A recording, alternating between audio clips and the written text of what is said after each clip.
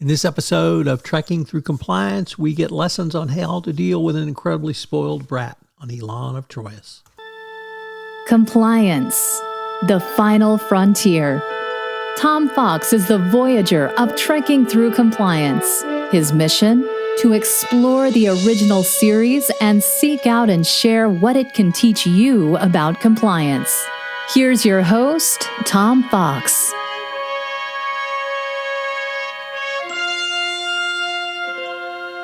Episode 68, Elaan of Troyius.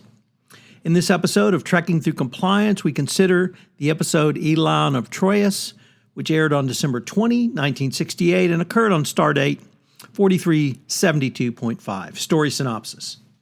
The Enterprise is on a top-secret mission to the Tullan star system. It takes aboard Petri, ambassador from Troyius, then continues on to the inner planet Elas. Here it beams aboard 3 Elysian guards who check that all is secure. Then the haughty dolman of Elas is beamed aboard. Kirk is surprised by her bearing. She demands that Kirk and everyone else, whom she calls inferior, ask her permission to enter and leave her presence. Petri explains that Elaan is to be taken to Troyius for a marriage with the ruler of Troyius in order to stop a bloody war. The Elysian Council of Nobles and Troyius Tribunal have agreed that Petri should teach Elaan the customs of Troyius, which are the barest rudiments of civilized behavior, but Elaan has other ideas. She also complains and hurls things about the room when she is unsatisfied with her quarters, which Lieutenant Uru has given up for her. At Peter's request, Kirk proceeds on the return trip on impulse engines, only so as to allow plenty of time for the Elaan's education.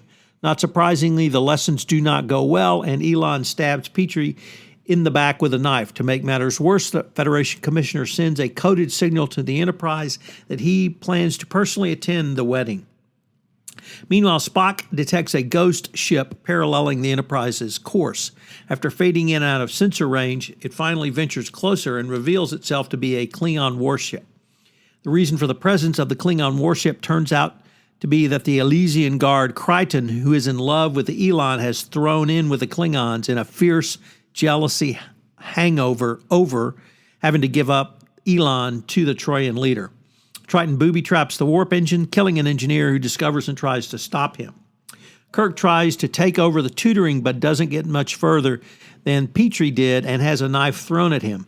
Despite Elaan's orders to the contrary, Kirk enters her chambers after Kirk stuns 2 guards and attempts to administer another lesson. At first, Elaan tries to kill him, but then she locks herself in a closet and tells Kirk that she will wait there 10 light years if she has to, but then has a change of heart. She cries and tells Kirk that she wants to make people like her. Kirk unwisely touches her tears, which contain a biochemical substance that causes men to fall in love with her, and he is ensnared. Crichton transmits a signal to the Klingon ship and is then caught. Before Spock can use the Vulcan mind meld on him, he uses a concealed phaser to commit suicide. The Klingon ship then heads for the Enterprise at warp speed. Luckily, just before Kirk gives orders to warp in to maneuver, Scott discovers the Matter antimatter pods are rigged to explode as soon as the Enterprise goes to warp speed. The Klingon ship streaks by the Enterprise without firing, presumably waiting for it to go to light speed and blow itself up. Unfortunately, Scotty finds the dilithium crystals have been completely fused and the power for the warp drive and the phasers is therefore not available to the ship. The Klingons demand that the Enterprise prepare to be boarded or destroyed. When Kirk does not comply, the Klingons attack.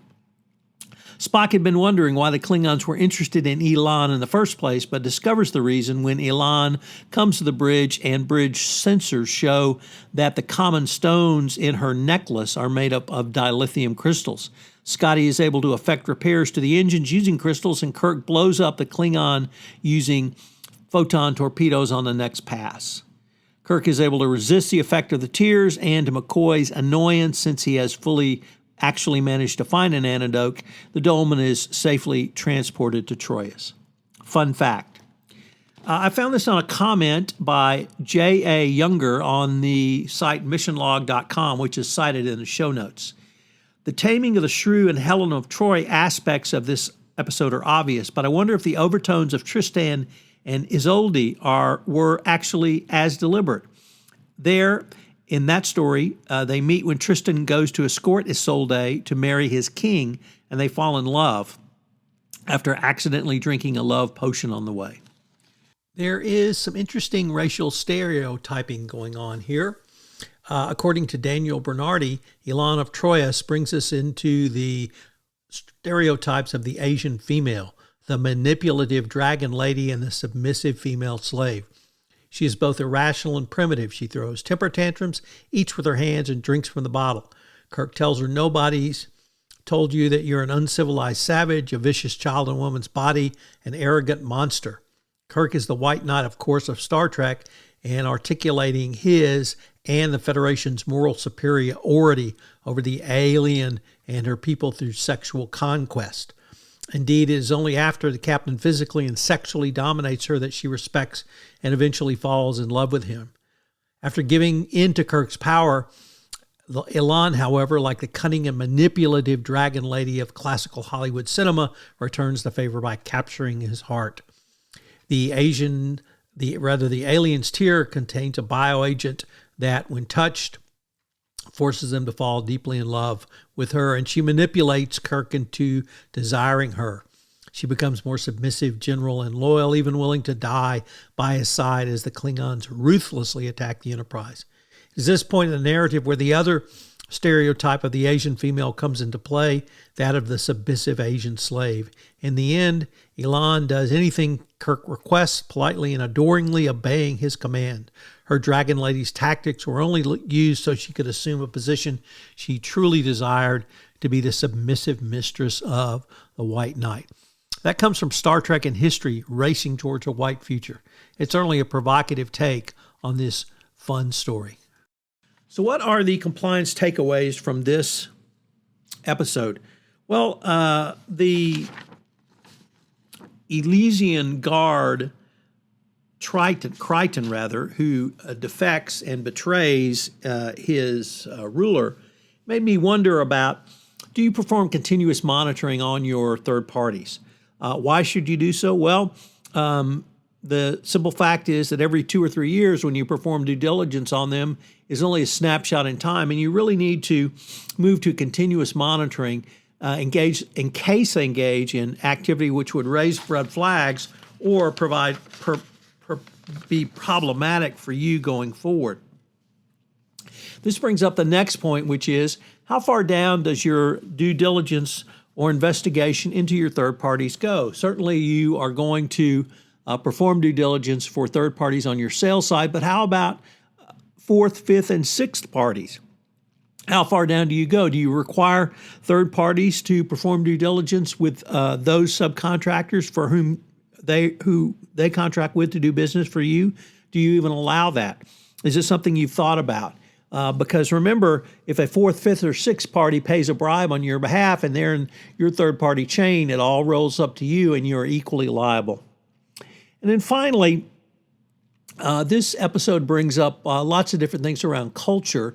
Certainly the Elaan is a very spoiled young woman, but how culturally astute are you and culturally sensitive so that you would not engage in or behavior which would be antithetical to the society in which you are visiting?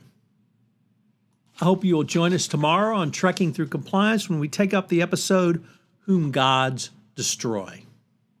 If you enjoyed this episode of Trekking Through Compliance, you can help it grow by sharing it with the biggest Trek fan you know.